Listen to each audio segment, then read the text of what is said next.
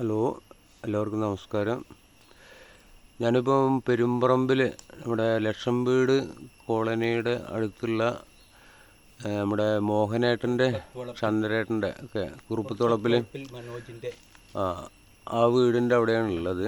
ഞാൻ ഇതൊരു വീഡിയോ ചെയ്യാൻ വിചാരിച്ചത് എന്താ വെച്ചാൽ, ഇപ്പം സാധാരണഗതിയിൽ നമ്മുടെ കാവുകളൊക്കെ നശിപ്പിച്ച് അവിടെ കോൺക്രീറ്റ് ബിൽഡിങ്ങുകളൊക്കെ പൊന്തുന്നൊരു സാഹചര്യമാണ് നമ്മൾ കണ്ടുവരുന്നത്.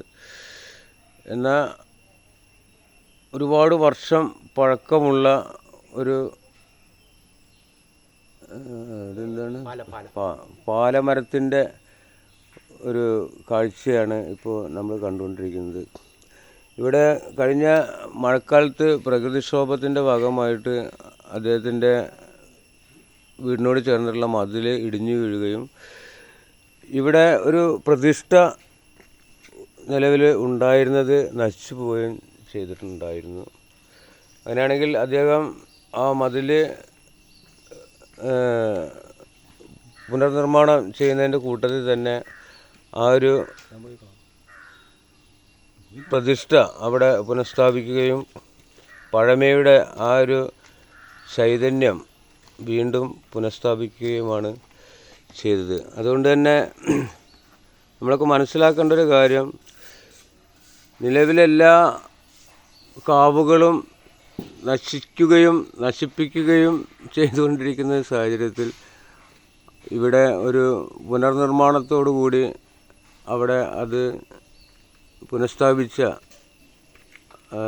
മോഹനേട്ടനും കുടുംബാംഗങ്ങൾക്കും വലിയ രീതിയിലുള്ള ഒരു അഭിനന്ദനം അറിയിക്കുകയാണ്.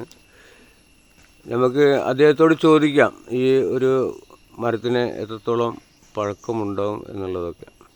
ഓക്കെ,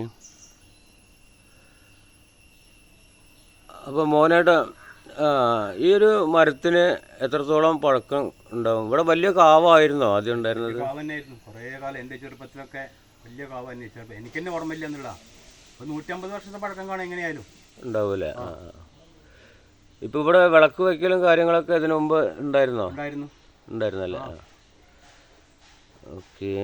എന്തായിരുന്നാലും താങ്കൾ ഇത് ഒരു പുനഃപ്രതിഷ്ഠ എന്നുള്ള രീതിയിൽ ഇനിയിപ്പം ഇത് ഒരിക്കൽ ഈ മതിലിടിഞ്ഞ് വീണതിൻ്റെ ഭാഗമായിട്ട് എന്താ പറയുക, ഇത് കേടുവന്ന് പോയൊരു സാഹചര്യമാണല്ലോ ഉണ്ടായിരുന്നത്. ഇനിയിപ്പോൾ ഇവിടെ പൂജയും കാര്യങ്ങളൊക്കെ ചെയ്തിട്ടാണോ പുനഃപ്രതിഷ്ഠ ചെയ്യാൻ ഉദ്ദേശിക്കുന്നത്? എല്ലാം ചെയ്ത് നമ്പൂരിനെ കൊണ്ട് നോക്കിച്ച് കുറ്റിയടിച്ച് ഇനിയിപ്പോൾ അത് നമ്പൂരിനെ കൊണ്ടൊന്ന് ചെയ്യിക്കണം. ഇനി ഓക്കെ. പിന്നെ മേൽശാന്തി നമ്മുടെ മേൽശാന്തി പിന്നെ മനോജ് ഭ്രാന്തിരിയാണ്. അതെ. ഓക്കെ. അദ്ദേഹത്തിനെ കൊണ്ടിട്ട് ഇവിടെ ശുദ്ധീകരണം ചെയ്യണം, പ്രതിഷ്ഠ സ്ഥാപിക്കണം. ഓക്കെ. ആയിക്കോട്ടെ. എന്തായാലും താങ്കളുടെ നല്ലൊരു മനസ്സിന് അഭിനന്ദനങ്ങൾ. Okay, thank you. അപ്പം ഇത്തരം ഒരു കാര്യത്തിൽ നിന്ന് പറയാനുള്ളത്, നമ്മുടെ പുരാതനമായിട്ടുള്ള ഇത്തരം പിന്നെ